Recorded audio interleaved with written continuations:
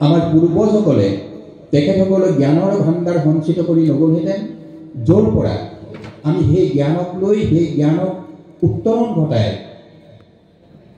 আমি আৰু এখোজ এখোজকৈ মানৱ জাতি আগবাঢ়ি গৈ আছোঁ।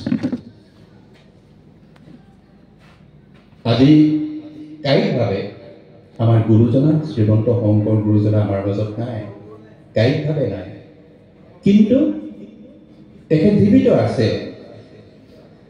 কীৰ্তনৰ বুকুত, ভাগৱতৰ বুকুত, তেখেতৰ ৰচনাৰাজিৰ মাজত আমি মেলিলেই গুৰুজনাক বিচাৰি পাওঁ। ক'ত বিচাৰি পাওঁ?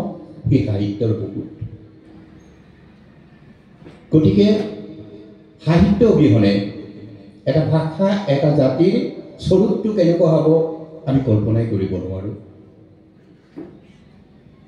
আকৌ সাহিত্য সৃষ্টি হ'লেও নহ'ব, সেই সৃষ্টি ৰাজিৰ প্ৰকৃত মূল্যায়ন হ'ব, সেই সাহিত্যক আমি অধ্যয়ন কৰিব লাগিব। তাত যিবোৰ আমাৰ প্ৰয়োজনীয় কথা আছে, যিখিনি আমাৰ জীৱনত পালনীয় কৰ্তব্যৰ নিৰ্দেশ আছে, সেই নিৰ্দেশখিনি আমি পালন কৰিব লাগিব। গ্ৰন্থ অধ্যয়ন প্ৰকৃততে এটা অতি প্ৰয়োজনীয় আৰু ভাল অভ্যাস। মনোবিজ্ঞানীসকলে এতিয়া কৈছে যে বৰ্তমান সময়টো আমি কওঁ যে বৰ মানসিক চাপৰ মাজত আমি থাকিব লাগে। এতিয়া বৰ্তমান যুগত উদ্বেগ আমাৰ অনবৰতে, ইংৰাজীত আমি টেনশ্যন কৰি থাকোঁ, খুব টেনশ্যন এতিয়া। মনোৰোগ বিশেষজ্ঞসকলে কৈছে মাথোন 6 মিনিটৰ অধ্যয়নে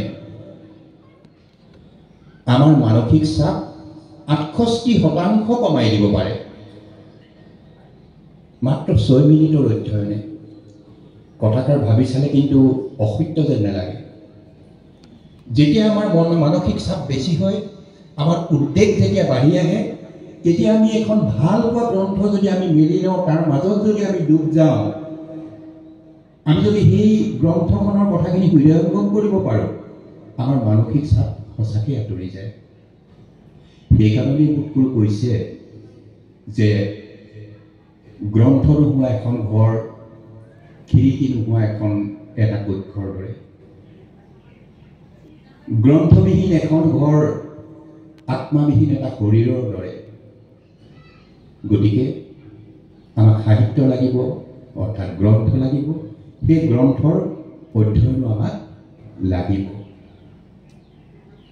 আমি গুৰুৰ কথা কওঁ, গুৰু যি আন্ধাৰৰ পৰা পোহৰ দেখুৱায়, যি অজ্ঞানী জ্ঞানৰ পোহৰ দেখুৱায়, সেই গুৰু বুলি ক'লে আমি সাধাৰণতে আমাৰ মনলৈ আহে কোনোবা এজন বিশেষ ব্যক্তি। কিন্তু মই নাভাবোঁ যে জৰুৰী নহয় যে গুৰু হওক কেৱল মাথোন ব্যক্তি বিশেষতহে আছে।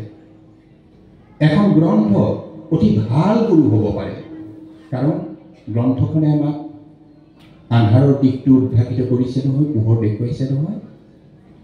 গতিকে আমাক সাহিত্য লাগিব। সাহিত্যৰ জৰিয়তে আমাৰ গ্ৰন্থটো সৃষ্টি হ'বই।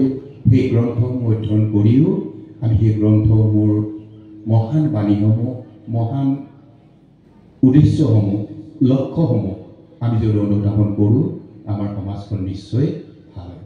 প্ৰত্যেকৰে গ্ৰন্থ অধ্যয়নৰ ৰাগটো বেলেগ বেলেগ হ'ব পাৰে।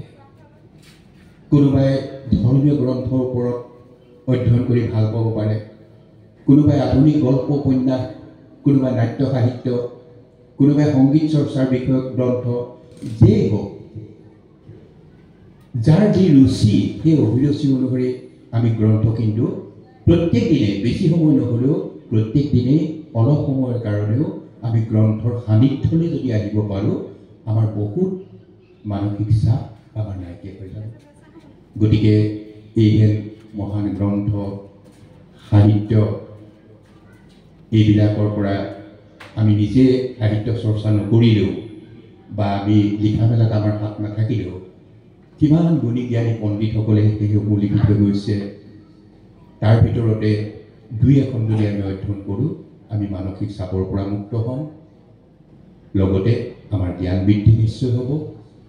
গতিকে আহক আমি গ্ৰন্থ অধ্যয়ন কৰোঁ, আমি সাহিত্য চৰ্চা কৰোঁ, আমাৰ আইসকলে শিশুসকলক উপযুক্ত নাগৰিক কৰি গঢ় দিয়াৰ জৰিয়তে এখন সুস্থ ভক্তিপূৰ্ণ সমাজ গ্ৰহণ কৰাত অৰিহণা লওঁ, এইখিনিকে আহ্বান ৰাখি আজি এই যুটীয়া বৈঠক শিশু মাতৃ কল্যাণ চৰা আৰু সাহিত্য ভাষাৰ মুকলি সভা উদ্বোধন কৰিলোঁ বুলি এই অভাজনে ঘোষণা কৰিলোঁ আৰু সকলোৰে চৰণত পুনৰ আমি মূৰ দুৱাইছোঁ এটি কোঠাৰে।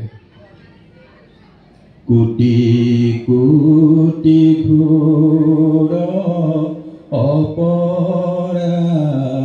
অপৰাধনীতে কৰোঁ আমি দুৰাশয়,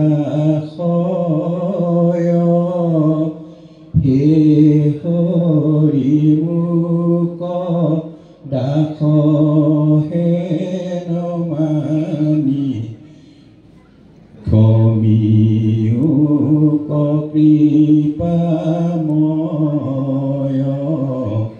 ক্ষমিয়োক কৃপাময়। কৃষ্ণ কৃষ্ণ।